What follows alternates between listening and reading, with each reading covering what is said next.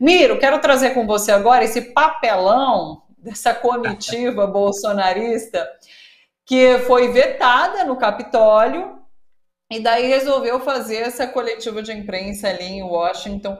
E a imagem que rodou aí nas redes é de piada, né? Porque eles montaram ali um púlpito que dizem ser de isopor, todo destruído, todo mambembe ali, sem microfones de jornalistas, tem um microfoninho ali, mas a imagem, é clara, não tem jornalista ali, para denunciar essa alegada aí perseguição judicial, essa ditadura judicial que acontece aí aqui no Brasil. Lembrando que vários deputados bolsonaristas que participaram ali de alguma forma do 8 de janeiro estão sendo realmente investigados pela Polícia Federal e com toda a razão. Se não tiveram qualquer participação, não tem por que temer, né? Mas não é isso que acontece se eles alegam essa perseguição, essa ditadura judicial que existe aqui no nosso país.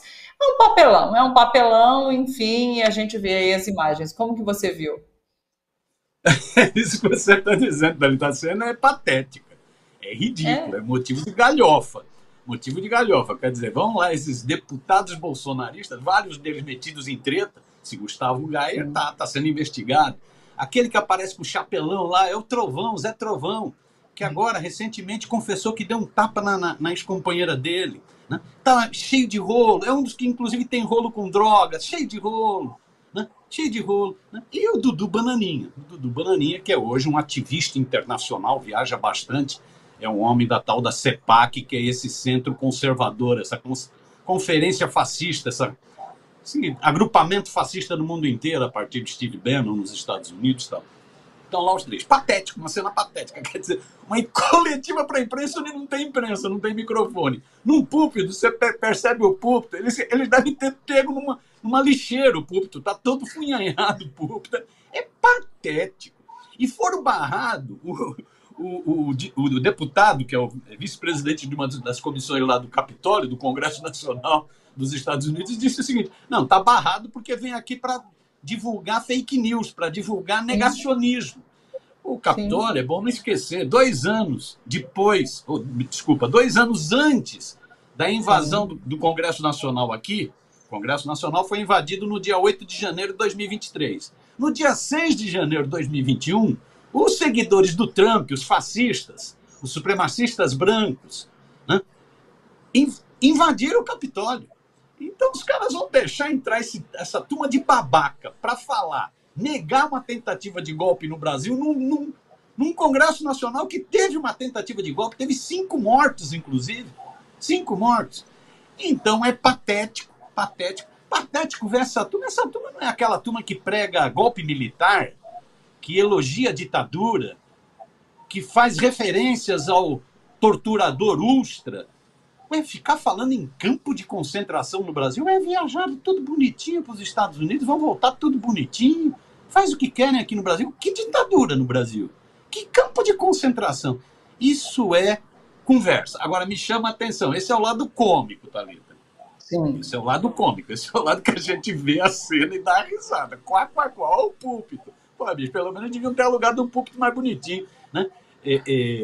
Pegado numa lixeira, né? Dá risada, né? Tá lá, olha lá o Zé Trovão. Tá lá o Zé Trovão com aquele chapeuzão dele, né? Tá sendo investigado, né? Zé Trovão, não sei, ele não deve ter levado a tornozeleira eletrônica porque ele já devolveu para a Polícia Federal. Mas estava de tornozeleira eletrônica até recentemente, né? Tá lá essa turma, né? Risível, patético. Agora, chama a atenção uma coisa, isso é que me preocupa, Thalita, é que a extrema-direita está muito ativa. Está muito ativa. Extrema-direita é isso, é viagem internacional. São vários eventos internacionais. Extrema-direita teve lá na eleição do Milei. Extrema-direita teve lá na eleição daquele carrasco de El Salvador.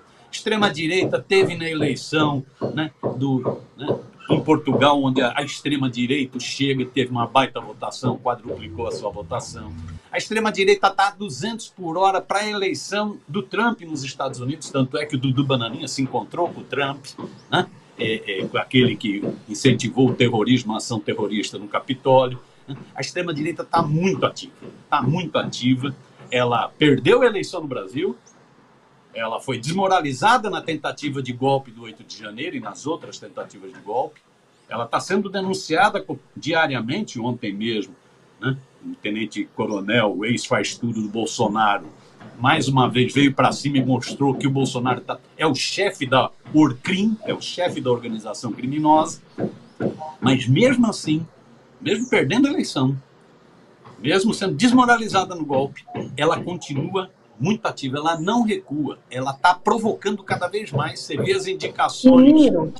Sim, cada vez mais entrelaçada, né? Porque Trump está em plena campanha lá nos Estados Unidos e ele fez essa fala pelas redes sociais ontem, inclusive, dizendo que, se eleito presidente, ele vai mandar soltar os presos ali que participaram do 6 de janeiro de 2021, que foi aquela invasão do Capitólio nos Estados Unidos. Então, esse discurso, assim, muito alinhado do que, em relação ao que tem dito, inclusive, Bolsonaro aqui no Brasil, né? Que foi ali, que tem falado que quer soltar, que é anistia, né? Que é anistia para quem participou do 8 de janeiro, pedindo, inclusive, anistia para ele próprio. Então, assim, a extrema-direita no mundo todo muito entrelaçada e com um discurso muito alinhado. Então, realmente, é para a gente continuar temendo. É isso, ela está muito articulada. É o que você está falando. É o Dudu Bananinha, o filhote 03 do Bolsonaro, o Eduardo Bolsonaro, sendo um dos comandantes dessa internacional fascista, da CEPAC. Né? É o Trump dando essas declarações da anistia, é o mesmo discurso. É o Netanyahu, esse genocida, esse carniceiro de Israel, convidando bolsonaristas para irem a Israel, provocando o governo Lula. É o Ventura, o neofascista, o franquista não, desculpa, o salazarista de Portugal, atacando o presidente Lula, dizendo que se o Lula pisar lá vai ser preso em Portugal. Ou seja, ela está muito articulada, está muito ativa, muito ativa. Isso é que me chama a atenção. Então tem um lado patético, tem um lado hilário, risível, da cena lá diante do Capitólio, da coletiva que não tem jornalista e que é um púlpito acabado, né? Mas tem o lado de alerta. A extrema-direita está muito ativa, muito articulada. Você pega, ela está ativa indo para as ruas, ela fez uma manifestação grande no dia 25 de fevereiro, né? Saiu tudo do esgoto e foi para lá, para a manifestação, né? Com uma mensagem à anistia, não é isso? Reagrupando o time no dia 25 de fevereiro. Ela está muito ativa, vários institutos de monitoramento de redes têm demonstrado, está dando novamente uma surra no campo popular democrático, nas redes digitais, está muito ativa. Ela tá articulada para os enfrentamentos políticos. Você vê, não foi à toa a indicação da Caroline de Tony, lá de Santa Catarina, que é uma belicista, é uma provocadora, é uma golpistazinha de primeiro. Não foi à toa a indicação dela para a principal comissão da Câmara Federal, para a Comissão de Constituição e Justiça da Câmara Federal. Não foi à toa a provocação de indicar esse fedelho, né? Esse Nicolas Ferreira, para ser presidente da Comissão de Educação. Você vê, ele já começou a ir para cima das entidades estudantis. A primeira fala dele. Não foi à toa, não foi à toa. Ou seja, a extrema-direita está articulada internacionalmente, é isso que você disse, e está muito ativa. Ela está indo para as ruas, está indo para as redes, está indo para os embates políticos. E aí fica uma pergunta, é uma indagação, é uma reflexão. Ninguém tem certeza nas respostas. É fácil falar, difícil fazer. E o campo popular e democrático? Está ativo? Essa é uma pergunta. Está respondendo nas ruas? Está respondendo nas redes? Está unificando suas forças? Ou talvez esteja até brigando demais, já pensando nas eleições municipais desse ano?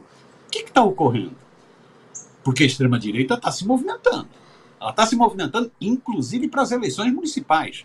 Você vê que eles estão limpando o terreno. Eles aqui, na capital paulista, com o risco de perder, eles não tiveram dúvida.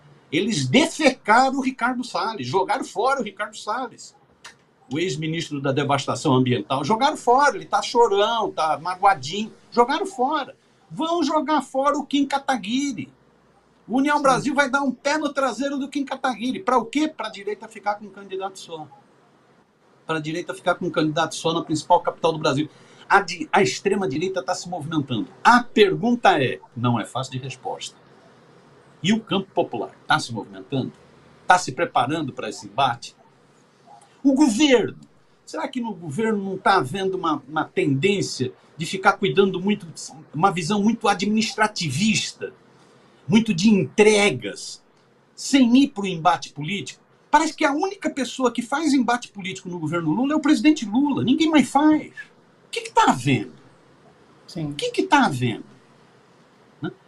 Então, essa é uma preocupação. Ou seja, a gente dá risada, mas é bom menos. Não fique dando tanta risada, menos. Nós temos que ver qual é o contraponto a isso. A extrema-direita está muito ativa, chama atenção. É engraçado, mas é ativo. Sim. É ativo. Os caras estão fazendo coisa. O campo de cá, como que está? É uma perguntinha. Sim, eu acho que a gente ri por conta dessa situação de improviso, mas também porque existe uma contenção ali no Capitólio, porque imagina se fosse diferente a situação e não existisse esse vice aí, presidente da comissão ali da Câmara dos Estados Unidos, barrando a participação. Estaria a extrema-direita falando ali no Capitólio, inclusive denunciando essa fantasia da cabeça deles, né, de uma ditadura judicial aqui no Brasil. Então, de fato, é para a gente prestar muita atenção. Aliás, quando a gente cita essa extrema-direita, né, e como ela age mundialmente, e você traz Netanyahu também como essa figura, né, e uma figura importantíssima, porque ele, no momento, é o único no poder, né? Inclusive dizem que ele vai arrastar essa guerra aí na faixa de Gaza até a eleição nos Estados Unidos, porque se Joe Biden se torna protagonista de um cessar-fogo ali em Gaza nesse momento, ganha força interna nos Estados Unidos. E Netanyahu não quer isso, porque ele quer a eleição de Trump. Então, assim, realmente uma extrema-direita e muito unificada, muito entrelaçada, agindo de maneira muito eficiente para nosso alerta, para alertar como que a gente está levando os debates e as discussões. Concordo com você, eu vejo só o presidente Lula criando embates e se colocando nos embates de uma maneira bastante ativa. Os outros membros ali do governo me parecem muito em silêncio em relação a discussões importantes que estão acontecendo agora, seja nas redes, seja no mundo aí real mesmo, né? Não que há uma separação, mas eu acho que falta se posicionar de maneira mais contundente. Para finalizar, Miro, eu queria te ouvir brevemente sobre esse depoimento do Mauro Cid ontem, né? E ontem foi, ou na segunda-feira? Hoje a gente está na quarta? Foi na segunda-feira, né? Que durou 9 horas. Foi na segunda-feira. O impacto que ele pode ter, porque, ao que tudo indica, ele colocou aí os militares como centro dos debates golpistas, né? Juntamente com o Bolsonaro. Pela primeira vez, ele coloca também Bolsonaro aí no centro dessa trama golpista, porque antes ele tentava, me parece, isentar Bolsonaro de qualquer responsabilidade, e nessa última oitiva ele colocou então sim Bolsonaro como membro ativo da trama golpista. As implicações são maiores agora, porque tem então o Cid alimentando as investigações da PF, não? Então, Thalita, esse é o outro problema dessa relação política que a gente está vivendo. A extrema-direita muito ativa, sabendo que corre o risco de uma punição, então ela não fica acuada, ela vai para o ataque, né? Utiliza aquela velha ideia de que a melhor defesa é o ataque. É o ataque. Você vai para o ataque, né? Se articula internacionalmente, vai para a rua, vai para as redes, se articula para as eleições, está se mexendo. E do outro lado, essas investigações. Eu acho que cada vez mais é aquele tic-tac do relógio. Tic-tac, tic-tac, tic-tac. Cada vez mais está se aproximando da prisão do Bolsonaro. Cada vez mais, né? A partir das investigações da Polícia Federal, a partir das ações do Supremo Tribunal Federal, cada vez se aproxima mais. Esse depoimento do Mauro Cid estava encostado na parede, né? Porque o general Freire Gomes tinha dado dados importantíssimos, né? E o Mauro Cid foi chamado o seguinte: você confirma ou não confirma? Quais são as provas? Tal. Então o Mauro Cid corria até o risco de sair novamente preso lá da Polícia Federal. Então o Mauro Cid teve que falar, né? Começou na segunda, foi até terça, 9 horas de depoimento, né?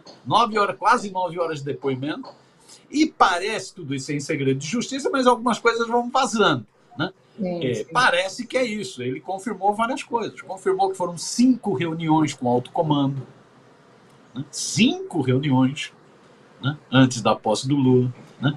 Que discutiu a minuta do golpe, a tal minuta do golpe que o Bolsonaro dizia que não existia, que era invenção, que os bolsonaristas diziam que era invenção. Discutiu a minuta do golpe, que o Bolsonaro, inclusive, mexeu na minuta, tira nome, põe nome, né, quais as ações. Então, 5 reuniões. Né? Ele envolve os militares, ele confirma o envolvimento desses militares, então, alguns já estão meio que descartados até pelo alto comando do Exército, ou melhor, pelas Forças Armadas, para não desgastar a imagem das Forças Armadas. Alguns já estão até meio já deixados de lado. Diz que o Braga Neto agora só fica passeando lá pelas ruas de Copacabana abandonado. O general Heleno, né? Augusto Heleno, ninguém nem sabe dele, sumiu, né? Se gritar pega ladrão, não fica um, meu irmão, ele não gostava de cantar essa musiquinha, né? Sumiu, né? Então, mas envolveu mais militares.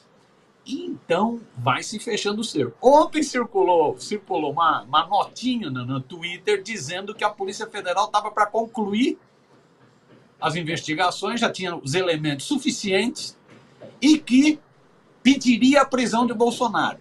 Aí ontem as redes digitais bombaram com esse assunto. Opa, o Bolsonaro vai ser preso. Ninguém dorme essa madrugada porque o Bolsonaro vai ser preso. O Bolsonaro vai ser preso. Vai fechando o cerco. Vai fechando o cerco com essa declaração do tenente-coronel Mauro Cid, o ex-faz-tudo do Bolsonaro, só ajuda a fechar mais o cerco.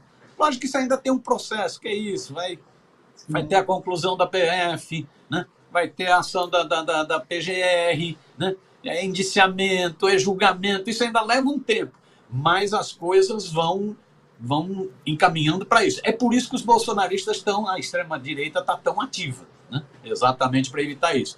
Nós estamos mais avançados do que os Estados Unidos. Os Estados Unidos não fizeram. Prenderam gente do Capitólio, de janeiro de 2021, prenderam gente, até porque teve mortes lá, 5 mortes.